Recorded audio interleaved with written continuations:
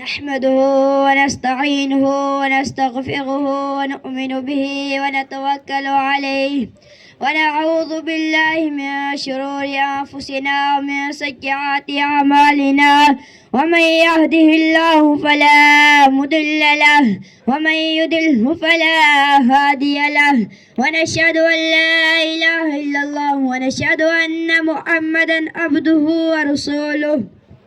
فقال الله تبارك وتعالى في القرآن المجيد: فأعوذ بالله من الشيطان الرجيم، بسم الله الرحمن الرحيم. قل إن كنتم تحبون الله فاتبعوني يحببكم الله ويغفر لكم ذنوبكم والله غفور رحيم. صدق الله العلي العظيم وصدق رسوله النبي الكريم ونحن على ذلك لمن الشاهدين والشاکرین والحمد للہ رب العالمین.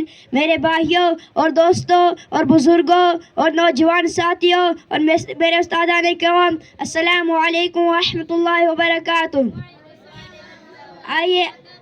آئیے آپ اور ہم مل کر گنبد خضرا میں آرام فرمانے والے آقا احمد مجتبیٰ جناب محمد مصطفیٰ صلی اللہ تعالی علیہ وسلم کی بارگاہ میں درود و سلام کا نذرانہ عقیدت پیش کرے. پڑھیے بآواز بلند: صلی اللہ علیہ یا رسول اللہ، علیکہ یا حبیب اللہ، صلی اللہ علیکہ یا وسلم علیکہ یا حبیب اللہ.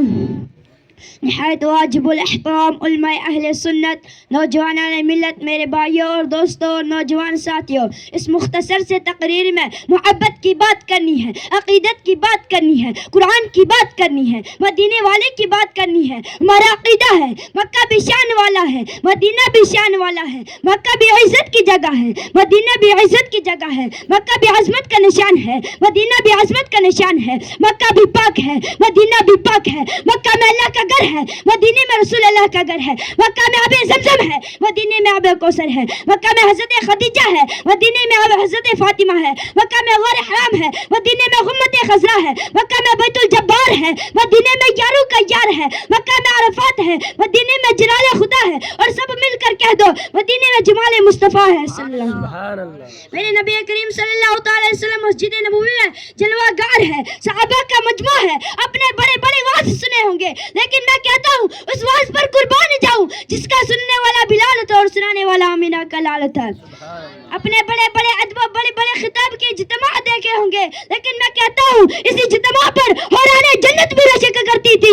جس اجتماع میں سننے والا علی تھا اور سنانے والا نبی تھا. میرے نبی تقریر فرماتے ہیں: اے میرے یارو، وفادارو، جانی سارو، آسمان کے ہدایت کے ستاروں، میں اللہ کا آخری نبی بن کر آیا ہوں، دنیا کا آخری رہنما ہوں، خدا کا یار ہوں، سب کا دیدار ہوں، امت کا غمخوار ہوں، مدینے کا تاجدار ہوں اور سارے نبیوں کا سردار ہوں. ہمارا عقیدہ ہے جو بات نبی کہہ دے وہ حق ہے، اور جو فرمان نبی کی زبان عقیدے سے نکلے وہ بالکل سچ ہے. آج ہم پورے ملک میں اہل سنت والجماعت کے پلیٹ فارم سے دنیا والوں کو حق و صداقت دعوت دے رہے ہیں، جو جناب احسان بن ثابت نے دی تھی، جو جناب بلال نے دی تھی، جو ابو ذر نے دی تھی، اور جس کی داد خود ابو بکر صدیق نے دی تھی.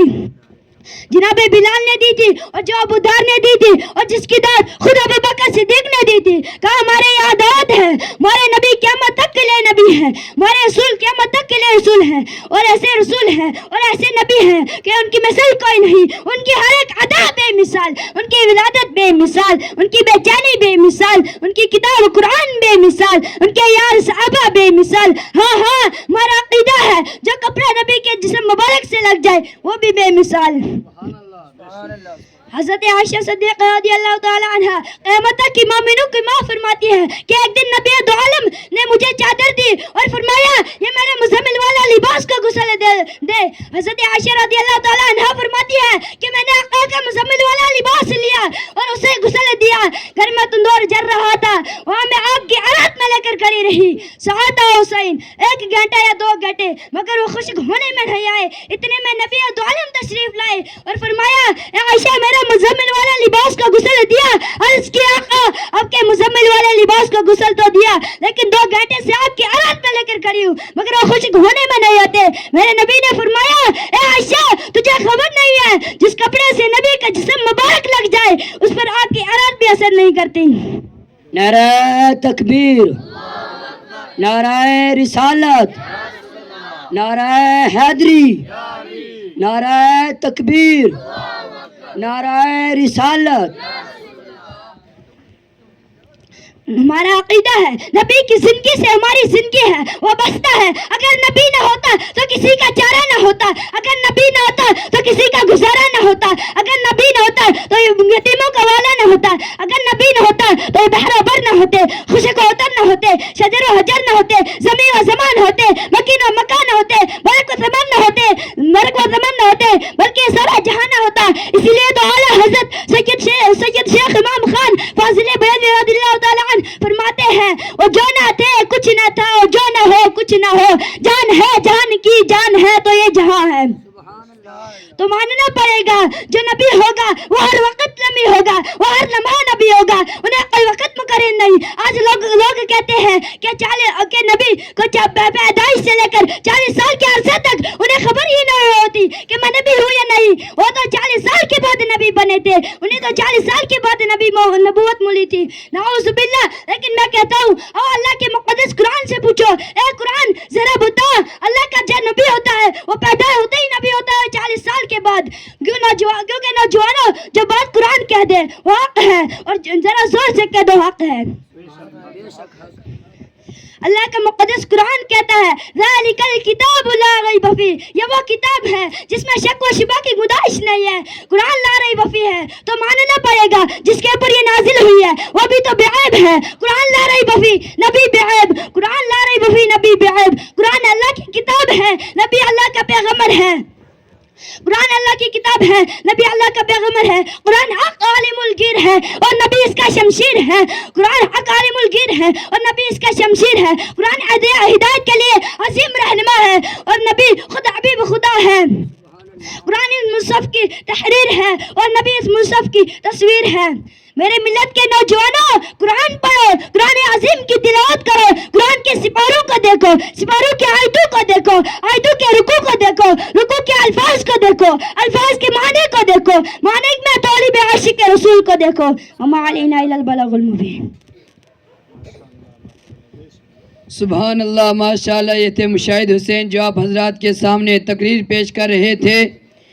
اس کے بعد میں محمد شکیل کو دعوت دیتا ہوں وہ اسٹیج پر آئیں اور اپنی نعت سے ہم سب سامعین کے دلوں کو نور مجلہ عطا فرمائیں.